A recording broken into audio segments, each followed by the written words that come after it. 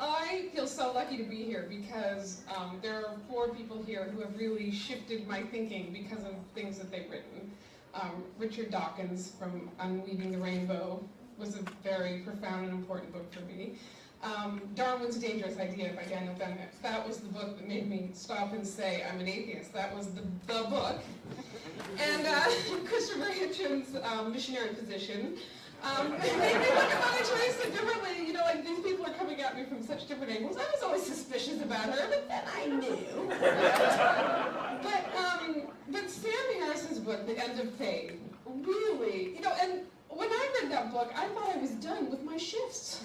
I thought I had had all of the shifts I was going to have. And when I read The End of Faith, I realized that myself, thinking of myself as a liberal, modern, moderate person, even though I might have, you know, suspicions about whether there was a God or not, was a completely untenable position to have, and that not only that, I and people like me were responsible, we were partly responsible for what was happening in the world. And in many ways, reading The End of Faith made me feel like I had to be an activist rather than keeping my opinions to myself. And I think of that book so often, and I've given it out to so many people, including my mother, who said, what is the one book that would help me understand what you're going through? Okay, The End of Faith, and I gave her The End of Faith, and then I saw it still on the bookshelf last time I was there this summer, and I thought she's never going to read that book. But for me, it really made a huge shift in the way I looked, because, you know, my world, I don't really run into fundamentalists. That's not part of my world. I live in Los Angeles. I cohort amongst what I consider to be relatively educated people. You know, it's easy to hate the fundamentalists, but Sam, I feel, was the one who really enlightened a lot of people that they couldn't be educated people and not take a stand against religion as a whole. Like, it just wasn't okay anymore to approve of the idea of faith being a positive quality. I was thinking of it in 2 instances in the last 2 weeks. One is a good friend of mine who's also a mother of a child at the school that my daughter goes to, an educated person whose mother is a doctor, who's a doctor in World War II, but is a Methodist, and their family goes to a church for Sunday school. She said to me just this week on the playground, I found out that my mother doesn't believe in evolution. And of course I reject the idea of belief in evolution. I was thinking, it's accept the theory of evolution, but anyway. And I thought, well, that doesn't surprise me in the least. She's a Methodist, and you know, there's some cognitive dissonance in her mind that that forces her not to be able to accept the theory of evolution. That doesn't surprise me. But my friend said, who I love very much, but she said, but that's such an uneducated position. That's so embarrassing to me. Lots of really smart people believe in God and evolution. Why can't she just believe in both of them? And I was standing on the playground thinking of Sam Harris. I wanted to hand her The End of Faith right there and say, I used to believe that too. And it was Sam Harris that made me realize that that was wrong. And that really, it's her position that's that's the hardest for me to understand.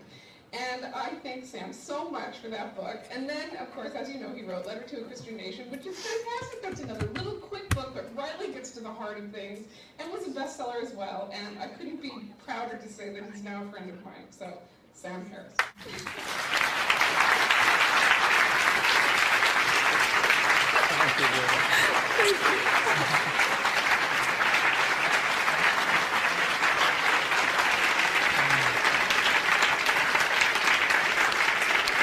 Thank you very much.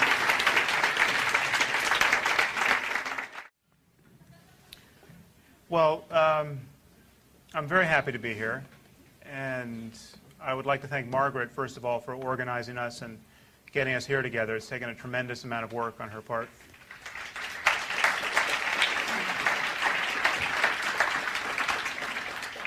I would also like to take a moment to just reflect on how strange it is that a meeting like this is even necessary. I mean, the year is 2007, and we have all taken time out of our busy lives, and some of us have traveled considerable distance, to meet so that we can strategize about how best to live in a world where most people believe in an imaginary God. It seems astonishing that this is even necessary. America is now a nation of 300 million souls, wielding more influence than any people in human history, and yet this influence is being steadily corrupted and is surely waning because something like 240 million of these souls believe that Jesus is going to return and orchestrate the end of human history with his magic powers. Now, I think we may well wonder whether as many people believe these things as say they do. I know that Richard and certainly Christopher are quite more sanguine than I am about our opinion polls being out of register with what people believe in the privacy of their own minds. But it seems to me that our neighbors reliably profess these beliefs, and these professions have themselves done immense harm to our political discourse and to our public policy and to the teaching of science and to our stature in the world.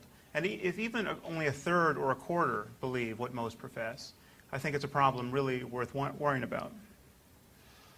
Now, in thinking what I could say to all of you tonight, it's not often that I'm in a room filled with people who are more or less guaranteed to agree with me on the subject of religion. And it seemed to me that in thinking what I have to say to you, I have a choice between throwing red meat to the lions of atheism or in moving the conversation into areas where we might not agree. So at some risk to your mood, I've decided to take the second path. And I think I might say some things that are controversial in this context.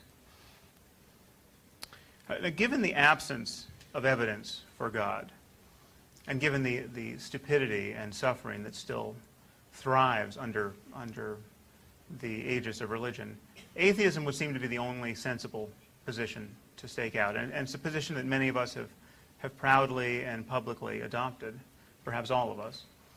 I'd like to argue to you tonight that our use of this term atheism is a mistake. And it's a mistake of some consequence. My concerns over the use of the term atheism are both philosophical and strategic. I'm speaking, you should know, from a somewhat unusual position because I never thought of myself as an atheist before being inducted to speak as one. I never used the word in the end of faith, which remains my most substantial criticism of religion. And as I argued in Letter to a Christian Nation, I think it is a word we fundamentally do not need, in the same way that we don't need a word for someone who rejects astrology. We simply are not tempted to call people non-astrologers.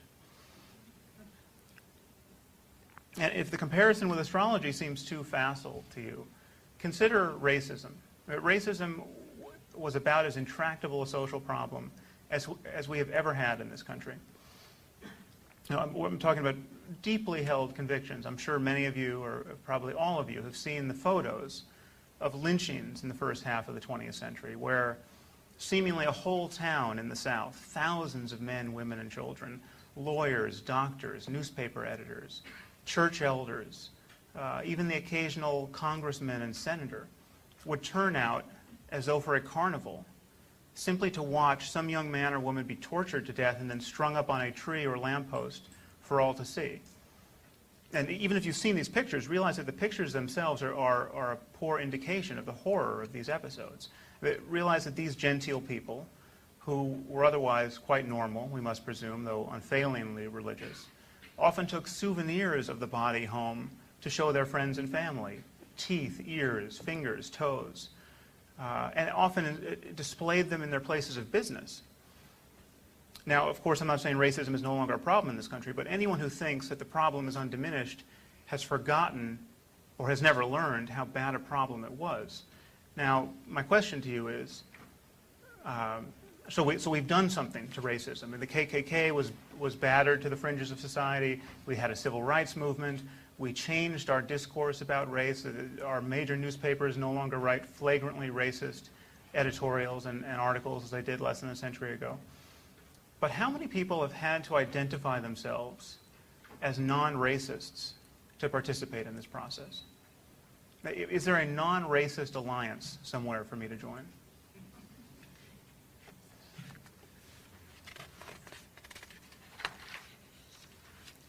It seems to me that attaching a label to something carries real liabilities, especially when the thing you are naming isn't a thing at all. And I would argue to you that atheism is not a thing.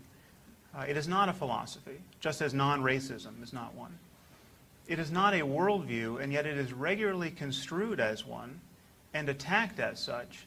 And we who do not believe in God are collaborating in this misunderstanding by consenting to be named and by naming ourselves.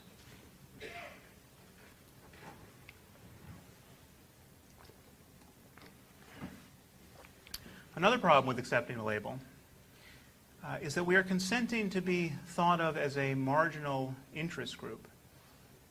We're consenting to be thought of as a cranky subculture that meets in hotel ballrooms. Now, I'm not saying that meetings like this aren't important. I wouldn't be here if I didn't think it was important. But I am saying as a matter of philosophy, we are guilty of a confusion. And as a matter of strategy, I think we've walked into a trap. And it is a trap that, in many cases, I'm convinced, has been deliberately set for us. And we have jumped into it with both feet. Now, while it is an honor for me to find myself continually assailed, along with Dan and Richard and Christopher, as though we were a single person with 4 heads, I think this whole conversation about the new atheists and militant atheism has been used to keep our criticism of religion at arm's length, and has allowed people to reject our arguments without meeting the burden of actually answering them.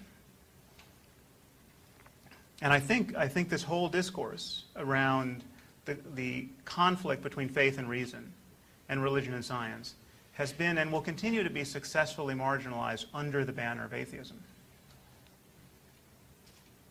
So let me make my somewhat seditious proposal explicit.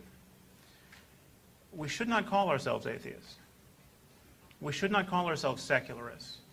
We should not call ourselves secular humanists, or freethinkers, or rationalists, or anti-theists, or brights. We should not call ourselves anything. We should go under the radar for the rest of our lives. And while there, we should be decent, honest people who destroy bad ideas wherever we find them. Now, it just so happens that religion has more than its fair share of bad ideas. So I think, of necessity, we will continue to criticize religion. And religion, it must be recognized, is the only form of thinking in which bad ideas are held in perpetual immunity from criticism. And doing so is considered sacred. This is the act of faith. So I think, of necessity, we will be spending a lot of time talking about religion, but we should not name ourselves in opposition to religion. So what does all of this mean in practical terms, apart from Margaret having to change her letterhead? Well, rather than declare ourselves atheists, I think we should simply advocate intellectual honesty and reason. And where this advocacy brings us into collision with religion, as it inevitably will, we should notice that the points of collision are always with specific beliefs, and not with religion in general. There is no religion in general. And we should be quick, in fact, to point out the differences among religions, because these differences make all religions, for 2 reasons, these differences make all religions look contingent and therefore silly. We consider the unique features of Mormonism, which may play some role in the next presidential election. Mormonism, it seems to me, objectively, is just a little bit more idiotic than Christianity is. It has to be. It is Christianity plus some very stupid ideas.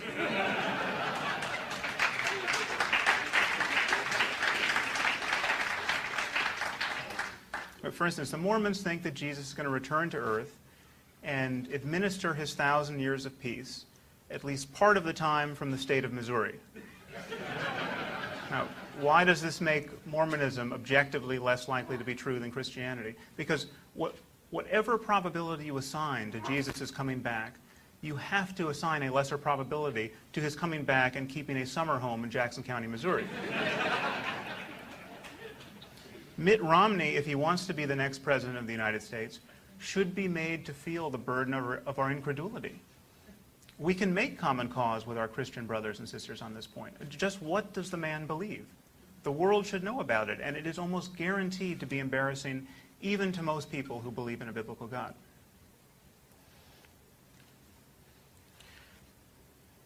The second reason to be attentive to the differences among religions is that these differences are actually a matter of life and death. There are very few of us who lie awake at night worrying about the Amish. This is not an accident. While I'm convinced that the Amish are mistreating their children by not educating them adequately, they are not likely to hijack aircraft and fly them into buildings. Consider how we as atheists are constrained to talk about Islam. And Christians often complain that atheists balance, and the secular media generally, balance every discussion of Islam with a discussion of extremist Christianity. The usual mode is to say, well, they have their jihadists, but we have people who kill abortion doctors. Okay, I think our Christian neighbors, even the craziest of them, are right to be outraged by this pretense of even-handedness.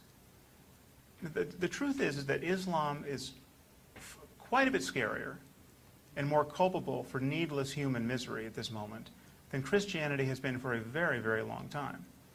And we have to point this out.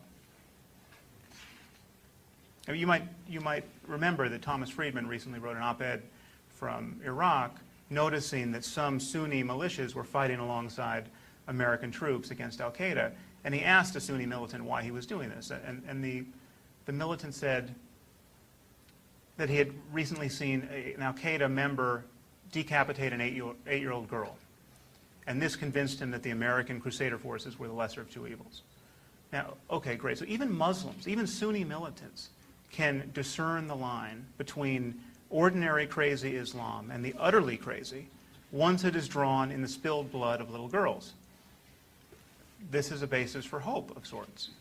I mean, we have to be clear, unremittingly clear about what is on the other side of that line. I mean, this is what we and the rest of the civilized world and the semi-civilized world are facing: utter religious lunacy and barbarism in the name of Islam with, I'm unhappy to say, some mainstream theology to back it up.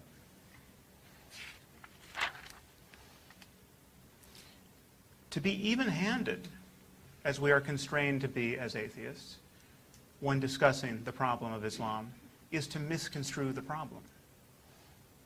The refrain that all religions have their extremists is bullshit. All religions don't have these extremists. Some religions have never had these extremists.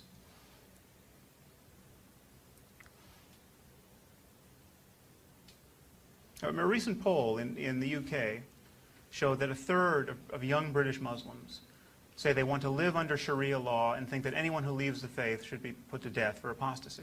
This is a third of British Muslims. 68% of British Muslims think that their neighbors who insult Islam should be arrested and prosecuted. 78% think that the Danish cartoonist should be brought to justice. These people do not have a clue about what constitutes a civil society. It seems to me that reports like this coming out of Muslim communities living in the West should concern us before anything else about religion concerns us. Atheism is too blunt an instrument to use at moments like this. It's as though we have a landscape of human bewilderment and human stupidity, and atheism causes us to fixate on one part of this landscape. It's got peaks and valleys and local attractors, and we fixate on one part, that related to a belief in God, and then it just flattens it. Because to be consistent as atheists, we must oppose or seem to oppose all faith claims equally. But this is a waste of precious time and energy. And it seems to me it squanders the trust of good people who would otherwise agree with us on specific issues. Now, I'm not at all suggesting that we leave people's core religious beliefs unscathed, or faith itself unscathed. I'm still the person who writes articles with rather sweeping titles like "Science Must Destroy Religion." But what I am saying is we have to be attentive to necessary and useful differences among religions. Another problem with calling ourselves atheists is that every religious person thinks he has a knockdown argument against atheism. We've all heard these arguments, and we are going to keep hearing them as long as we call ourselves atheists. We've all heard the argument that the atheist can't prove there is no God. Or as Rick Warren put it when I debated him for Newsweek, a rational person like him doesn't have enough faith to be an atheist. Because the idea that the universe could be created without a creator is the most extravagant faith claim of all.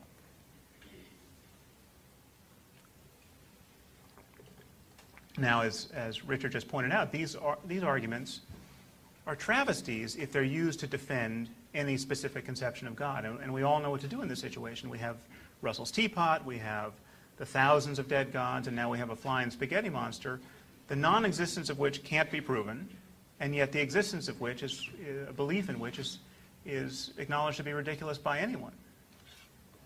The problem is we have to keep having the same argument over and over again.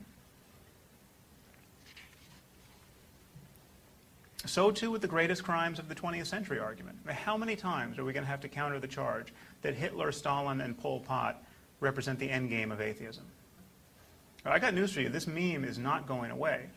I argued against it in The End of Faith, and it was immediately thrown up at me in reviews of the book as though I had never mentioned it. So I mentioned it again in the afterword to the paperback of The End of Faith, and this did no good whatsoever.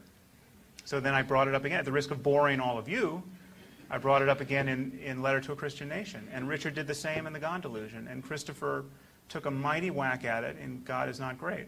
I think this argument will be with us for as long as we call ourselves atheists. And it really convinces people. It really convinces liberals and moderates. It even convinces the occasional atheist. Why should we stand obediently in the space provided? Why should we stand in the space carved out by the conceptual scheme of theistic religion?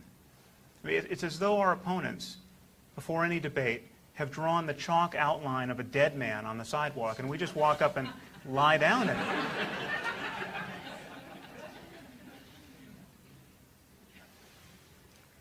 Instead of doing this, think about what would happen if we simply use words like reason and evidence. Now, what is the argument against reason?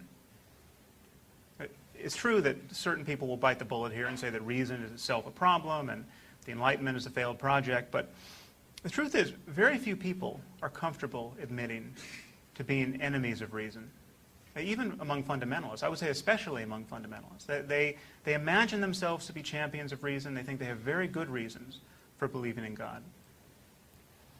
Nobody wants to believe things on bad evidence. The desire to know what is actually going on in the world is very difficult to argue with. And insofar as we represent merely that desire, we become difficult to argue with. And this desire is not reducible to an interest group. It's not a club, and it's not an affiliation. And I think trying to make it one, or giving the appearance that it is one, necessarily diminishes its power. Now, the last problem with atheism I'd like to talk about relates to some of the experiences that lie at the core of our religious traditions, and perhaps not all religions, but most, I would think.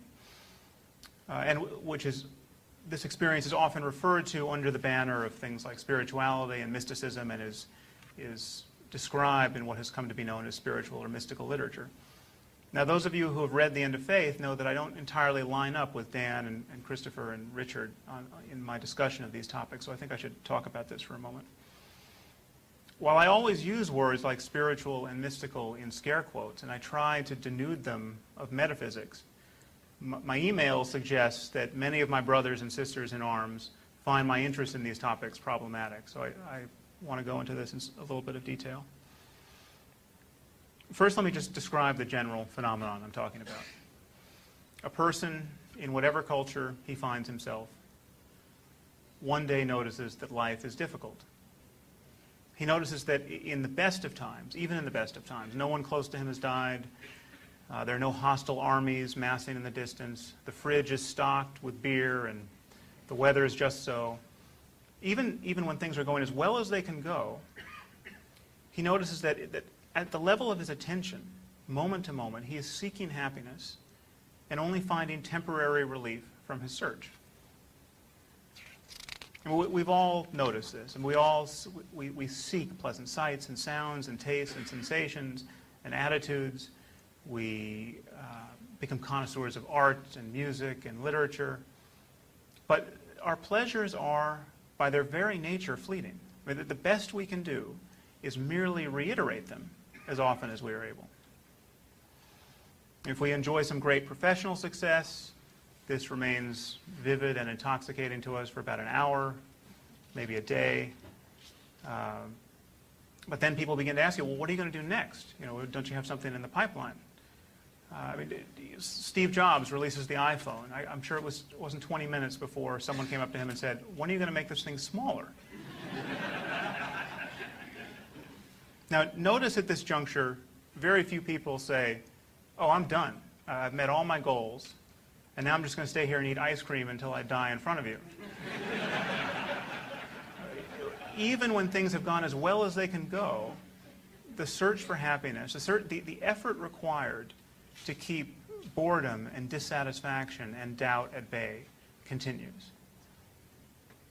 At the very least, death and the loss of loved ones interrupts regularly even the most well-ordered and gratifying life.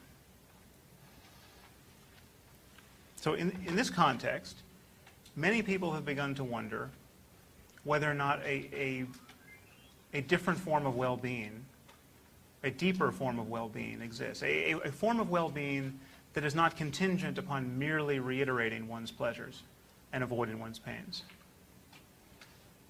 Is there a form of happiness that is not contingent upon always having one's favorite food available to be placed on one's tongue, or having one's friends and family within arm's reach, or having good books to read, or having something to look forward to on the weekend? Is it possible to be happy before anything happens, before one's desires get gratified, in the very midst of life's vicissitudes, in the very midst of old age, disease, and death? Now, I think this question lies at the periphery of everyone's consciousness. But we are all, in some sense, living our answer to this question. And many of us are living as though the answer is no. No, there is nothing more profound than seeking satisfaction, moment to moment. There's nothing more profound than reiterating your pleasures, sensory, emotional, intellectual. So many of us are living as though there's nothing to do but just keep our foot on the gas until we run out of road. But certain people, for whatever reason, wonder whether or not there's another strategy to be adopted than this. And many of them are led to wonder this by religion, by the example of people like the Buddha and Jesus and the literature that has grown up around these figures. And these people begin to practice various techniques of introspection, often called meditation or contemplation, just as a means of training their attention on their moment-to-moment experience to see if there is a deeper basis of well-being to be discovered at all. They might even go into a cave for months or years at a time, or an ashram or some other secluded spot. Why would a person do this? Well, it's actually a very simple experiment. I mean, here's the logic of it. If there is a form of happiness to be found that is not contingent upon merely reiterating your pleasures, then it should be available in a circumstance where all obvious sources of pleasure have been removed. It should be available to someone who has gone to some secluded spot in the desert or in a cave, who has declined to marry her high school sweetheart, who has renounced all of her material possessions. It should be available in a context that would on its face be deeply uncongenial to the satisfaction of ordinary desire and ordinary aspiration. Now, one clue as to how daunting most of us and most people would find such a project is that solitary confinement, which is essentially what we're talking about, is considered a punishment even inside a prison.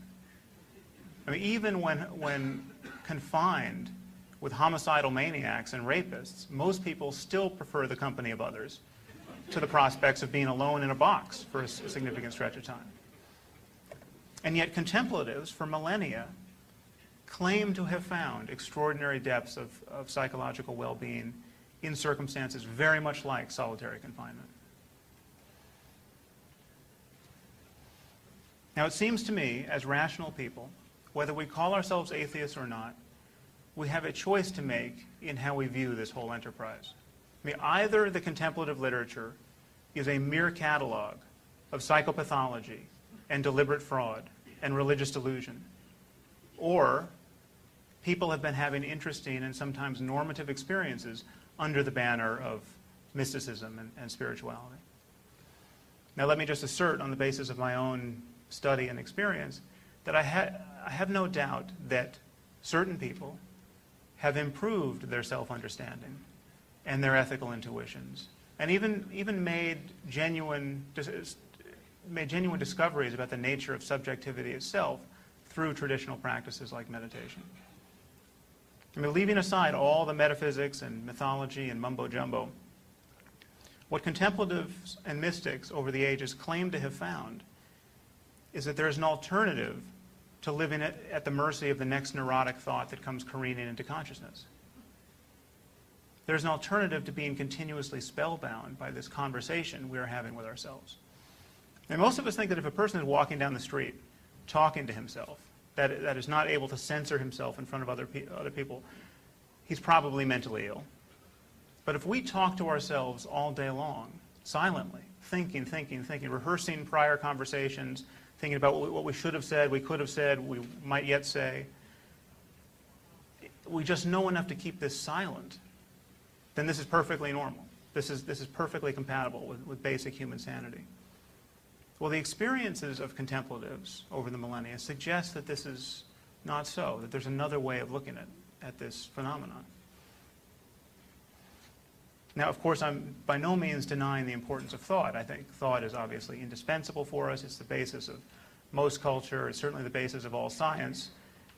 It's the basis of all of our social relationships. And linguistic thought is surely responsible for much rudimentary cognition. I mean, it's responsible for our ability to integrate planning and explicit learning and moral reasoning in many cases. I mean, even talking to oneself out loud might serve a function occasionally. But from the point of view of our contemplative traditions, and this is to reduce them all down to a cartoon version that ignores the rather esoteric disputes between them, our habitual failure to recognize thought as thought, our habitual identification with discursive thought is a primary source of human suffering. And when a person breaks this spell, an extraordinary kind of relief is available. Now, the problem with a contemplative claim of this sort is that you can't borrow someone else's contemplative tools to test it. You have to develop your own tools. I mean, imagine if the science of astronomy, if you couldn't even observe whether there was a phenomenon worth looking at unless you built your own telescope. Okay, this would be an immense barrier to establishing astronomy as a science. It wouldn't make the sky any less worthy of our investigation, but it would be an immense impediment.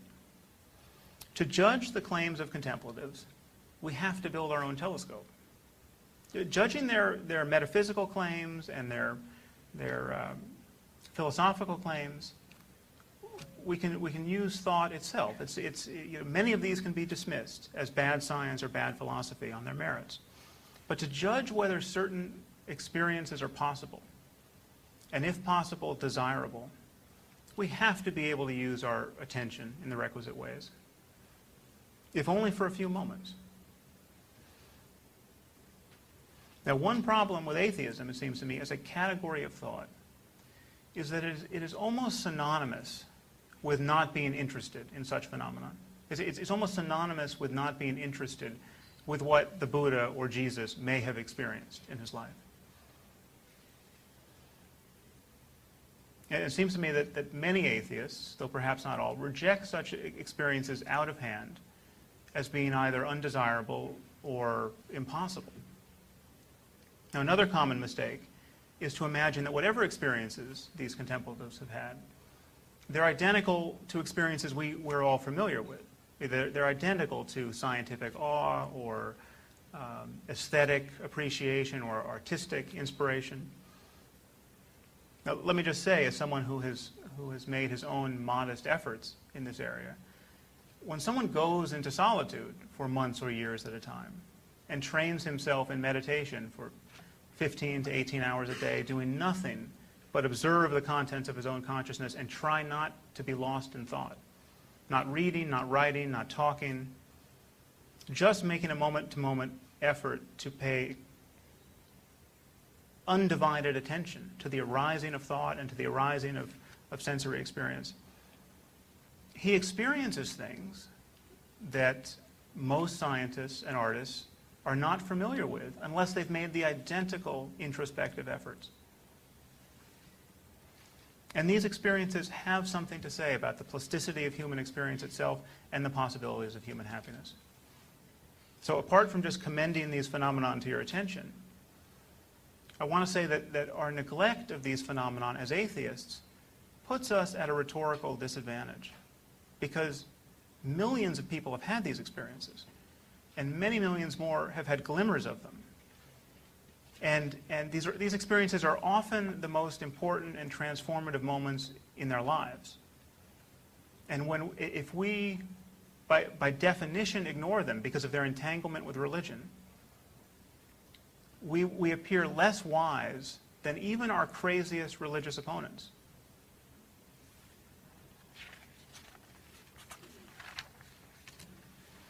Now, I don't know if the universe is, as J.B.S. Haldane said, not only stranger than we suppose, but stranger than we can suppose. But I'm pretty sure that it is stranger than we as atheists tend to represent while advocating atheism. I mean, as atheists, we tend to give people a sense, and even give ourselves a sense, that we are well on our way to purging the universe of mystery. As advocates of reason, we know that mystery is going to be with us for quite some time. In fact, there are good reasons to believe that mystery may be ineradicable from our circumstance. I mean, because however much we understand the universe, it seems like there could well always be brute facts which we can't explain, but which we must use to explain everything else. Now, this is not a problem for human life. It is not a barrier to human happiness. But we are faced with the task of convincing a myth-infatuated world that love and curiosity are sufficient, and that you don't have to delude yourself and frighten yourself with Iron Age fairy tales. This is a monumental task. I don't think there's any intellectual struggle more worthy of our efforts. But it seems to me that we should not, in this effort, fight in well-ordered ranks like the redcoats of atheism.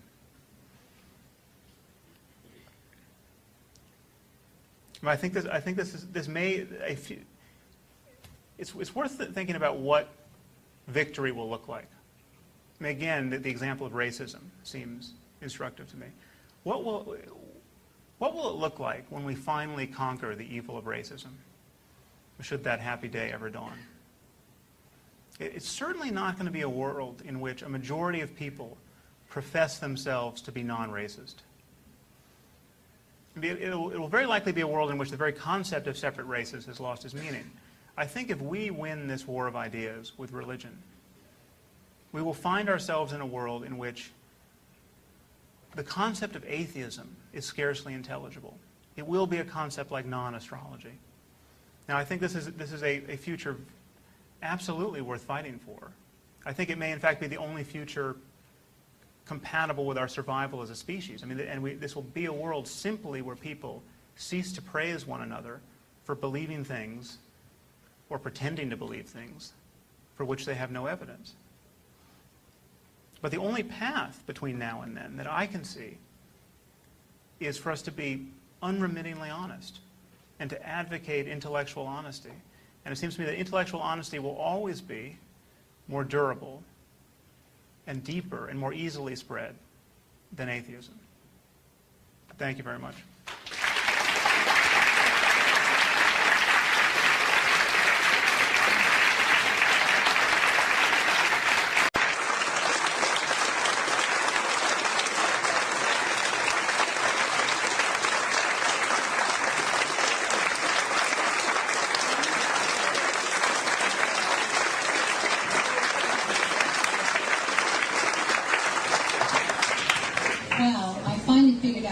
turn that light off behind his head. I'm sorry about that, but you were enlightening us, and the back of your head was all lit up. Okay. We're going to have time for a few questions and answers, and so, yes.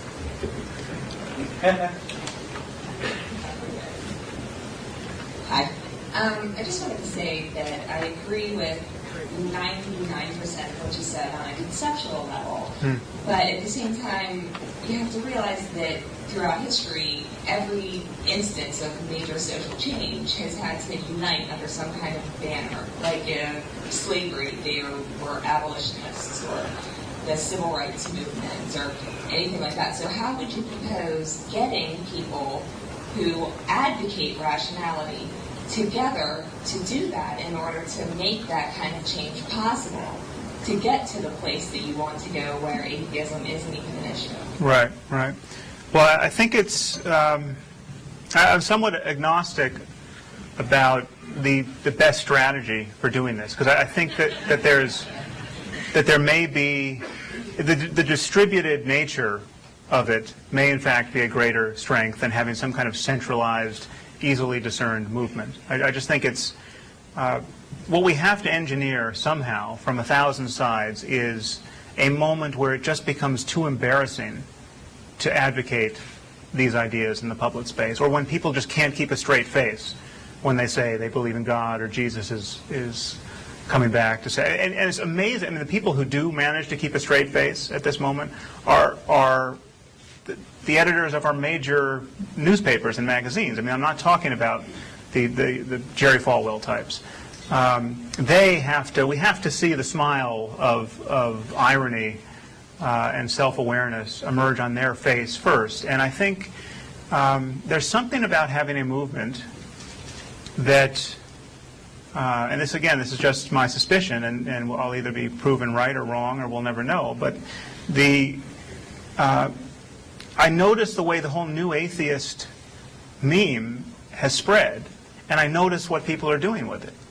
And it has been, I mean, there are people who are launching criticisms of Richard's work who clearly haven't read his work, but they feel that the concept of atheism is sufficient to inform them about the content of a God delusion. And likewise with all of our other books. And there's a shorthand which is circumventing thought, which doesn't occur when you point out just how crazy it is that these percentages of Muslims living in the West believe such and such, or that these percentages of Americans believe X, Y, and Z. When you get to specific beliefs, take something like stem cell research. We have to get to a world in which people recognize that it is intellectually untenable and now even immoral to believe that souls can live inside of petri dishes because of the promise of stem cell research. Something like 70% of Americans already agree with us when you get down to the brass tacks of whether they support the research and why. So it seems to me that we are at our strongest when we are hammering on specific issues and never naming ourselves, always throwing the burden of argument on our opponent, always using words like reason and evidence, and talking about what we know about specific points, and showing the liabilities of certain beliefs being translated into specific behaviors in the world. And when you have neurosurgeons and engineers attempting suicide bombings on the streets of London and Glasgow, you have to talk about their specific set of ideas and their specific expectations. I mean, when a neurosurgeon leaps out of a flaming car yelling Allahu Akbar and tries to fight off the people trying to douse the flames, we know that is an existence proof of the fact that this is not merely a problem of education and economics. We have certain ideas being translated into very predictable behavior. So again, I think our movement is bigger than we realize, and we are circumventing that knowledge by our use of the label. Because again, I wrote The End of Faith, and I got there never being aware of atheist groups, atheist movements, and I was never tempted to call myself an atheist. Now I could be a total anomaly. But I think there are many people who agree with us whenever we get down to brass tacks, who, for whatever reason, just because of how bad the PR is with this word, perhaps, would never come to a meeting like this. As the only one from Utah here, probably.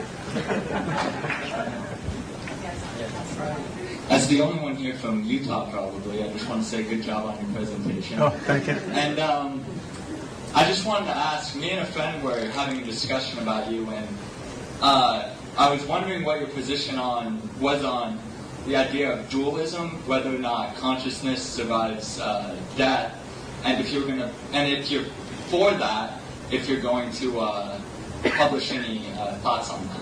Right. Yeah, this is something that I've received a little heat for from my fellow atheists. Many people seem to think that I have published my beliefs about the survival of death and psychic phenomenon. I've never said I believe these things. I've just said that there apparently is data there worth talking about, and we should be open to talking about anything. I mean, we should all in this room be able to imagine a circumstance that would convince us of the truth of Mormonism. If someone presents that evidence, I'm all ears. Now, I'm not a dualist. I think dualism is a virtually, totally bankrupt idea at this point. But I don't know what I am in terms of the relationship between consciousness and the brain.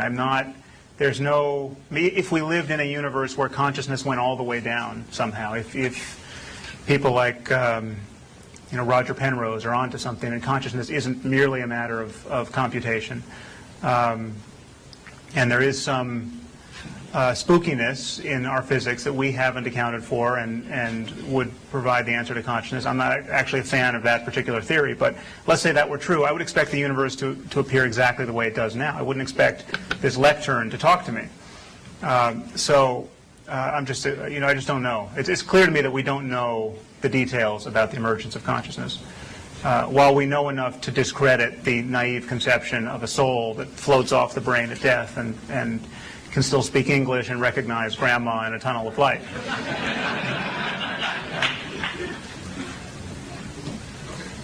I wanted to ask, with regard to mystical or spiritual experiences, do you believe the people who claim to have those experiences are legitimately onto something not of this world? I know this is somewhat related to the past question.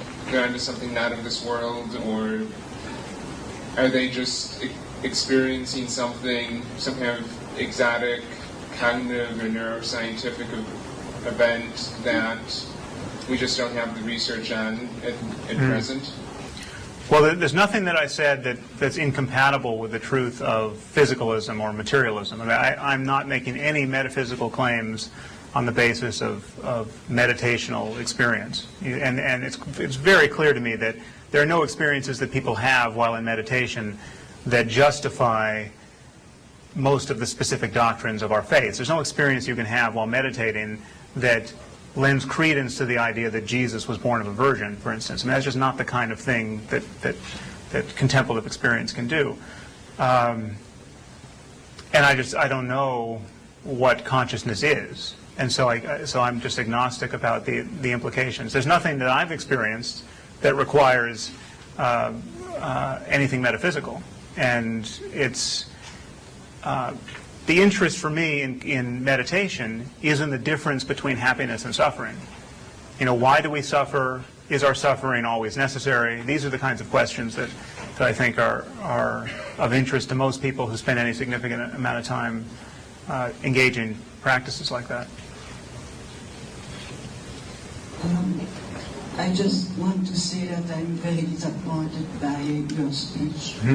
And I imagine you're in good company, but I don't believe at all that there is something supernatural, and I think you are going in that direction.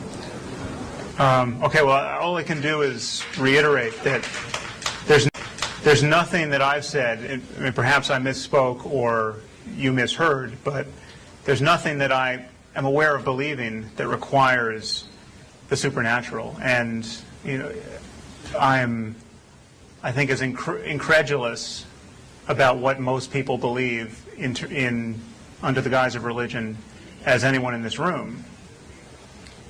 It's just there is a range of human experience that can take a tremendous amount of effort and inquiry to get a look at. And this has been historically the unique preoccupation of the mystical traditions within religion. It's very different within different religions. But the only people who have gotten it into their heads to go off into a cave for 10 years at a time have been, almost without exception, people in thrall to a belief system, a belief in the supernatural. And yet they've had experiences that are interesting and worth talking about, and don't lend credence to their supernatural doctrines, but which nevertheless have a lot to say about the plasticity of the human brain and the possibility of us transforming our moment-to-moment experience of the world. That's all I'm saying.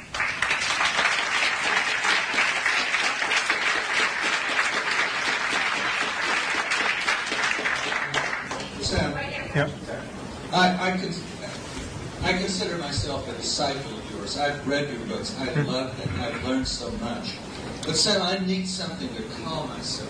People talk about the fact that they're a Christian or a Catholic or a Muslim and they say, "What are you? What are you?" I need something to call myself, and I thought about this on a number of occasions. And one of the possibilities that occurred was that I might call myself a rationalist, because that's something that's very, very hard to object to. But I'm wondering what your answer to the question is, Sam. When people talk with you about your religious beliefs and ask you what you are, what you do, what is your answer to this? Right. Well, this is a pragmatic question, because I started calling myself an atheist, or at least answering to the name, simply because it started to look a little shifty, dodging it in interviews. But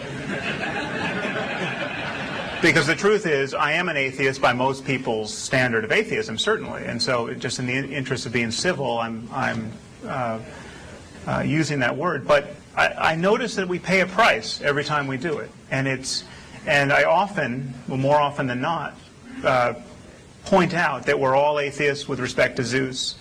A point that many of us have made, and again, the point about astrology. No, we're not naming ourselves in opposition to the 1,000 or million or billion bogus ideas that we could all entertain for a few moments.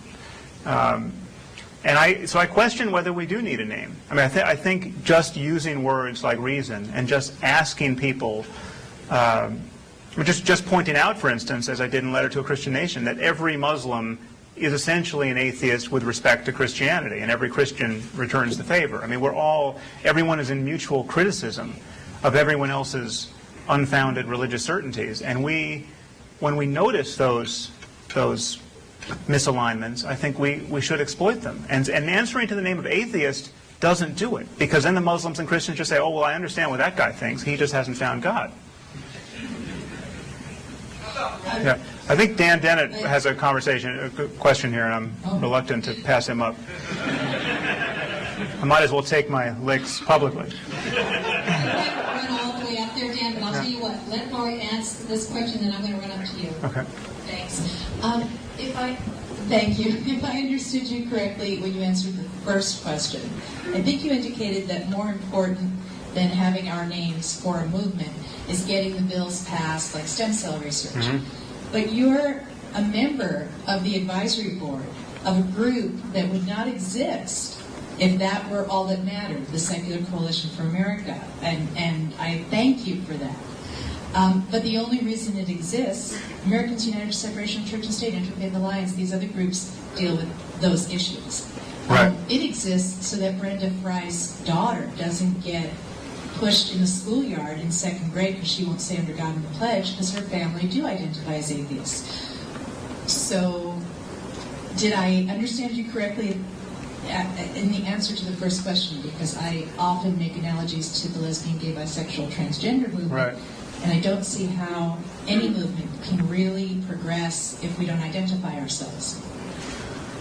Yeah, again, I'm open to argument on this subject, obviously, and maybe there's a word that is better than other words. I think secular is better, probably, than atheist. Humanist is better. I mean, if I had to pick one, I would pick something on that end of the spectrum. But again, I think it is, as a matter of just ideas, it seems unnecessary to me. And again, the example with racism seems most instructive to me because we haven't dubbed ourselves the antithesis of being racist. We've simply noticed all the mad work done in the name of ridiculous racial ideologies and fought those ideologies. And that's and obviously that fight continues. But it's at no point will I think it won't be a brilliant idea for anyone to say, aha, what we really need to do to just drive the nail in the coffin of racism is to name ourselves whatever it is, bright, non-racist. And so I mean, maybe this is a transitional issue. Maybe it's true that it's necessary now, and it's gotten us this far, and it's sold books, or maybe not. But I just think I'm skeptical of. We didn't wake up one day feeling like we needed a label. I mean, people are telling us that we need a label. They're saying, what are you? You don't believe in God, so what are you? Are you fill in the blank? And so we're playing a language game with people, and we, for the most part, because it's such a hassle to point out how ridiculous this is, we're saying, yeah, no, I'm an atheist. And pretty much that ends the conversation. It's not, why not point out how ridiculous, I mean, there are many moves that we all make that I advocate and that are in the service of this. I mean, Richard's move of raising consciousness, point out the Christian child and the Buddhist child and the atheist child. I mean, that's ridiculous, and yet so few people realize that. I don't know. I mean, it's with some. You can imagine it's with some trepidation that I float this lead balloon for all of you to yeah. Sam, I'd like to explore a little bit this interest of yours in mysticism and in contemplatives. You anticipate that I'm going to disagree with you violently. And I think from what you've said, maybe I don't disagree much at all. Or if I do, it's about whether you should do it for days or weeks, or whether maybe an hour is what's needed. I mean, I was courted by the TM people, the Transcendental Meditation people, to be their philosopher laureate for a while, and I looked at that and got into it a little bit and got interested. And still, when I need to calm down and sort of center myself again, I go into that routine. I also put a little timer on so I don't go to sleep. And so I guess I'm a novice. But it's useful, it's wonderful. And so I agree that there's, if you ignore the prospect that such solitude and deliberate emptying of your mind can stop the noise and give you some insights, I agree entirely with that. But what I haven't been persuaded of, and it seems that you have, I don't know why, is that if we look at the history of the more extreme contemplatives, the people who often would cave for years and years, or ascetics of one sort or another, what would lure me into their enterprise is if they came back with something that sounded really interesting. And for the life of me, it doesn't seem to me that their track record is very good. Right. I don't think you can list me that their track record is very good. Right. I don't think you can list 3 interesting, really interesting, novel, original things that have come out of any of them. So that seems to me to be a sort of waste of time and effort. Okay, yeah, well, that's good.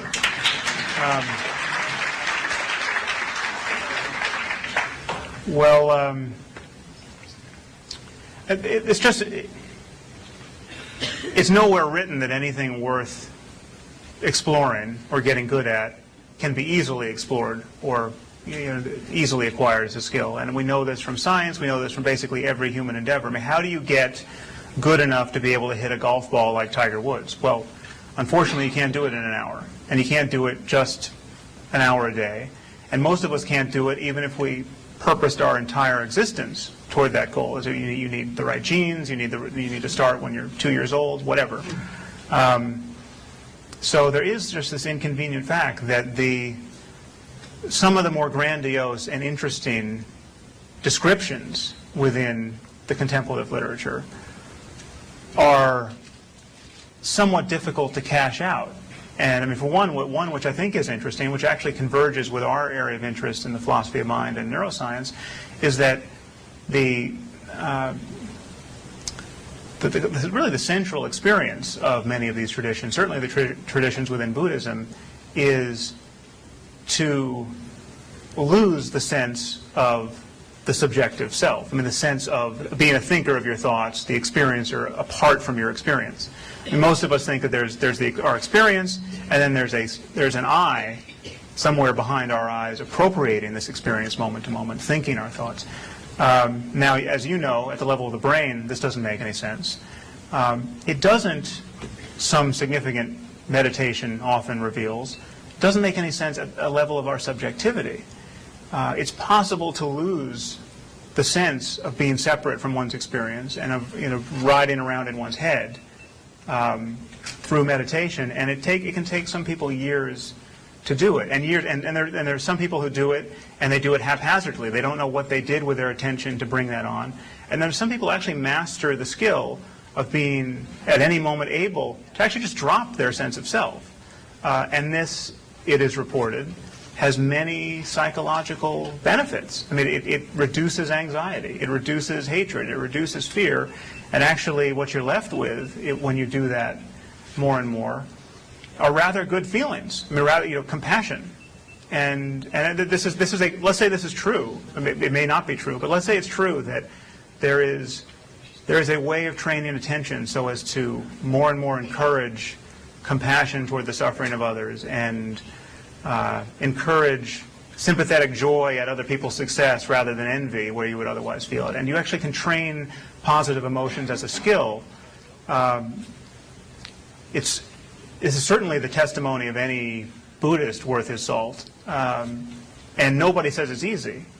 And obviously, people like Richie Davidson are studying this in the lab at, with that functional MRI. I can just say,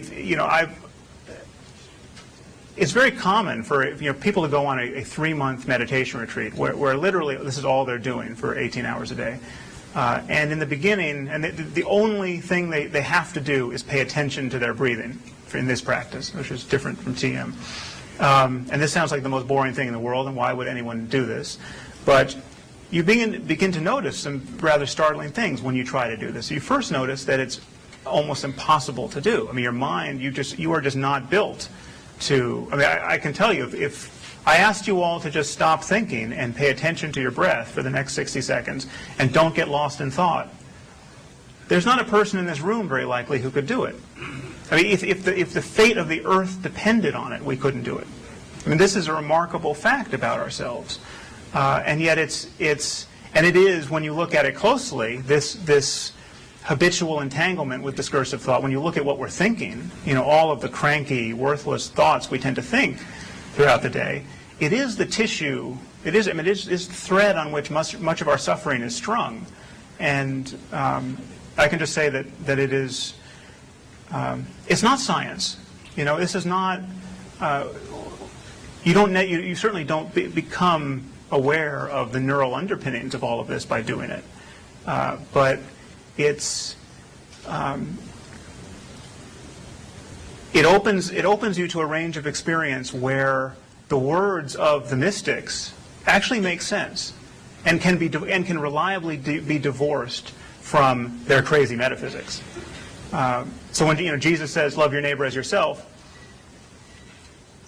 who we are most of the time, that just seems like an impossible task, and maybe it's not even desirable. But there are experiences that people can have where they really do find they love a total stranger as themselves.